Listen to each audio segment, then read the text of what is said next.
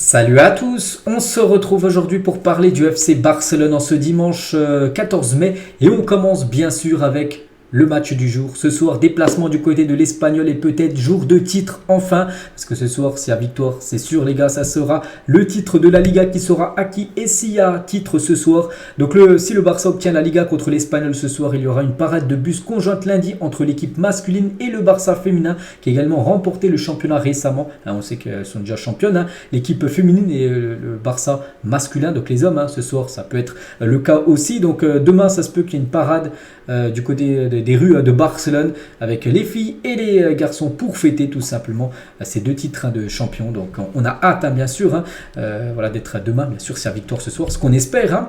Donc voilà.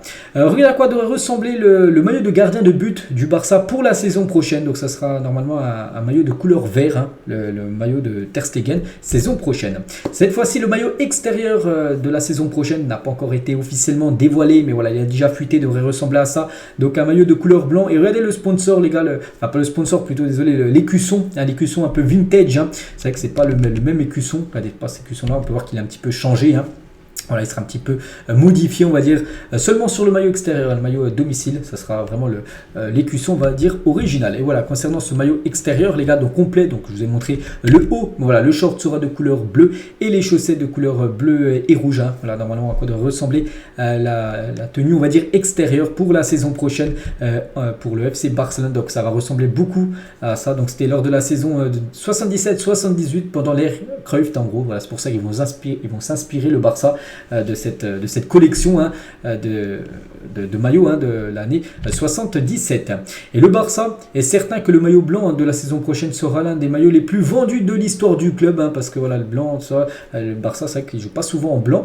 Et du coup, voilà, du côté du club, ils pensent qu'ils vont vraiment vendre énormément de maillots. En plus, il est blanc, je trouve très beau. Et aussi, en plus, il y a l'arrivée de Léo Messi, ça va faire booster, on va dire, les ventes de maillots. Donc voilà, ils vont certainement engranger beaucoup de bénéfices le FC Barcelone avec les ventes de maillots saison prochaine. Et toujours avec les vêtements, tout ça, donc la veste d'avant-match de Barcelone pour la saison 2023-2024 pourrait ressembler à ça, aussi de couleur blanc, et avec une bande rouge là, une bande bleue de l'autre côté et aussi le drapeau catalan les gars sur les manches. Donc voilà quoi pour ressembler la veste d'avant-match. On va parler maintenant un petit peu info transfert, et Rafinha envisage de quitter le Barça à la fin de la saison. La décision serait basée sur des questions strictement sportives, car il craint que ses minutes ne chutent avec Dembélé qui reprenne sa place. Donc ce soir il y a le match, je sais pas s'il va commencer titulaire ou être sur le banc. Ça se peut qu'il commence, peut-être si Dembélé commence couloir droit, ça se peut qu'il commence couloir gauche, mais il sait que l'année prochaine, si Dembélé est apte à jouer, s'il y a Messi qui fait son retour, voilà, il sait que peut-être il aura un peu moins de temps de jeu. C'est pour ça qu'il envisage peut-être de quitter l'équipe du FC Barcelone. Et le Barça est prêt à écouter les offres pour Rafinha. Chelsea, Newcastle sont en concurrence pour signer le Brésilien. Mais après voilà, s'il venait être vendu les gars, c'est minimum 90 millions d'euros. Et quand je dis minimum, ça va être gentil. Donc voilà. On continue les gars avec Gundogan et Xavi le oui de Gundogan qui sera un joueur du Barça la saison prochaine. Très bonne nouvelle à Gundogan qu'on annonce depuis pas mal de temps du côté du Barça. Il aurait dit oui au Barça pour arriver libre l'été prochain. Donc il accepte de baisser son salaire et signera pour 3 saisons. Donc on a hâte bien sûr que ça soit enfin officiel parce que pour l'instant c'est seulement des rumeurs. Ça se peut qu'à tout moment il prolonge du côté de City. Mais voilà, d'après ce qui se dit en Espagne, donc il aurait donné son oui au club. Donc on a hâte de son arrivée. Et Pep Guardiola les gars à propos de Gundogan, il a dit il est si intelligent, si compétitif, croyez-moi c'est l'un des meilleurs joueurs que j'ai entraîné dans ma carrière, il est de première classe, voilà, pour montrer quand même la qualité du joueur Gundogan. Voilà, si Guardiola dit ça alors qu'il a eu énormément de joueurs et il dit que c'est l'un des meilleurs joueurs qu'il a pu entraîner dans sa carrière, c'est que bien sûr ce sera un joueur parfait pour le FC Barcelone. Le Barça toujours sera prêt à vendre Ansu Fati cet été, mais le joueur veut rester. Le père de Fati, Bori Fati, et Jorge Mendes analyse l'avenir de Fati, c'est Fabrizio Romano qui dit ça. C'est vrai qu'Ansu Fati, comme j'ai dit les gars, je l'ai répété ces derniers jours, souvent j'ai dit que le Barça de toute façon ne pourront pas faire venir 4-5 recrues s'il n'y a pas de départ. Il y aura obligé des départs et voilà, Ansu Fati reste quand même le joueur numéro 1 sur la liste des départs, vu qu'il est jeune, il a quand même une grosse valeur marchande et il joue très peu actuellement. C'est pour ça que le Barça pense vraiment à le vendre, même si lui dans sa tête il veut toujours rester au club. Concernant Léo Messi les gars, Laporta espère toujours que le Barça sera en mesure de signer Léo Messi. Il continue de travailler sur des réunions avec la Liga pour rendre le retour de Messi possible en gros, hein. Et Léo Messi recevra un pourcentage de ce que son retour génère au Barça s'il venait à revenir, hein. Par exemple avec les ventes de maillots qu'on a parlé tout à l'heure, hein, qui pourraient être boostées, hein, avec l'arrivée de Messi. Donc il aura un pourcentage, hein. Messi, voilà, il signera peut-être une clause, hein, voilà, dans son contrat, il touchera, je sais pas, peut-être 10%, voilà, de tous les maillots qu'il vendra floquer Messi, hein, ça se peut, voilà, et donc il touchera bien sûr des revenus sur ça, hein, Léo Messi, en plus de son salaire bien évidemment, hein. Et si ça peut pas se faire, hein, bien sûr Messi, hein, donc Messi jouera à Al Hilal, hein, que si son retour, bien sûr à Barcelone est impossible parce que lui veut revenir au Barça, et voilà, si c'est pas possible, il ira en Arabie Saoudite. Et Mascherano, il a dit: j'espère que Messi reviendra au Barça et il terminera sa carrière, hein. Voilà ce que dit le coach de l'équipe junior, je crois, de l'Argentine, hein. Je crois qu'il entraîne les U20, tiens, qui vont jouer la Coupe du Monde là, dans quelques jours. Donc lui, il espère bien sûr que Messi retourne du côté du club Blaugrana, l'ancien club aussi de Mascherano. Et toujours avec peut-être le retour de Messi, hein, donc le Barça prépare un plan pour tenter de ramener Léo Messi cet été. Ce plan inclut notamment de réaliser au moins 70 millions de ventes de joueurs durant le mercato, hein. Donc voilà, un joueur, par exemple Ansu Fati, hein, je ne sais pas s'il vendu au moins 60, ça ferait déjà une bonne partie des 70 millions d'euros qu'espère le Barça récupérer. Réduire la masse salariale aussi d'au moins 60 millions d'euros et réduire les dépenses de 10 millions d'euros dans les secteurs hors domaine sportif, hein. Donc voilà ce qu'espère bien sûr Juan Laporta. On va parler de la Fiorentina avec Amrabat. On sait que le Barça est intéressé, hein, par Amrabat, mais la Fiorentina réclame quand même 50 millions d'euros pour libérer Sofiane Amrabat cet été. Le problème, hein, c'est que le Barça, j'avais dit il y a quelques jours, ils ont fixé le prix max à mettre à 25 millions d'euros. En gros, voilà, la Fiorentina, on espère le double, hein, et bien sûr là ça pourrait coincer, mais pas que ce joueur est en fin de contrat en juin 2024 avec son équipe italienne. Et toujours avec Amrabat, lui il est fou à l'idée de rejoindre Barcelone et il fera de son mieux pour que cela se produise. Mais bon, voilà, si la Fiorentina est encore trop gourmande, hein, ce sera compliqué de le faire venir du côté du club. Aubameyang, des nouvelles d'Aubameyang, il a dit: j'aimerais retourner à Barcelone, mais nous verrons ce qui se passera. Donc le Barça aussi serait ok, mais voilà, le Barça n'aimerait pas débourser d'argent, en gros, qui résilie son contrat avec Chelsea. Et là, s'il peut venir gratuitement, là, bien sûr, le Barça serait très intéressé. Mais voilà, s'il faut payer, là, le Barça serait pas très ok, hein, pour payer un montant de transfert, hein, vu qu'il est sous contrat du côté de Chelsea. Concernant Dembélé, le Barça a envoyé la première offre de renouvellement de contrat à Dembélé. L'offre initiale consiste en une prolongation de contrat jusqu'en juin 2027, hein, lui qui est en fin de contrat l'année prochaine, en juin 2024. Le Barça aimerait prolonger de 3 ans le joueur Ousmane Dembélé. Concernant le jeune Pablo Torre, le Barça tentera de prêter Pablo Torre, une équipe de première division, la saison prochaine. Donc voilà, le Barça ne le vendra pas, mais voilà, souhaite le prêter pour qu'il puisse jouer un petit peu, hein, parce que voilà, saison prochaine, on sent que ça sera la même saison que ce qu'il vient de faire là, une saison où il sera quasiment tout le temps sur le banc. Et le Barça sait qu'il a un talent et il doit le montrer, mais voilà, pas au Barça parce qu'il y a trop de concurrence. Aller ailleurs, prendre de l'expérience et après bien sûr il pourra peut-être s'imposer dans le futur en équipe première. Le Barça toujours s'intéresse au prodige, hein, du Fenerbahçe, Arda Güler, les gars. On a déjà parlé je crois il y a 2-3 semaines, c'est vrai que le Barça toujours très intéressé, hein, concernant cette pépite turque, hein, donc affaire à suivre. Les noms de Pau Torres et Hugo Guillamon ont également été discutés lors de la réunion entre le Barça et les agents d'Alba, hein, concernant Alba, lui c'était pour qu'il descende un peu son salaire parce qu'il a un gros salaire. Et ils ont aussi discuté de Pau Torres et Guillamon, deux autres défenseurs. Donc ça aussi, affaire à suivre.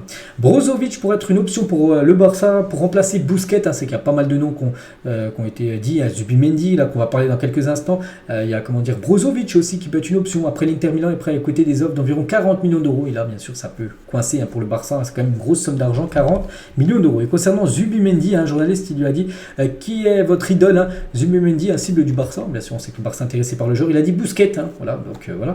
Et un journaliste il a dit c'est un joueur du Barça. Il a rigolé, hein, là, Zubimendi, parce qu'il le sait, bien sûr, il dit un petit peu la presse, il sait que le Barça est sur lui, hein.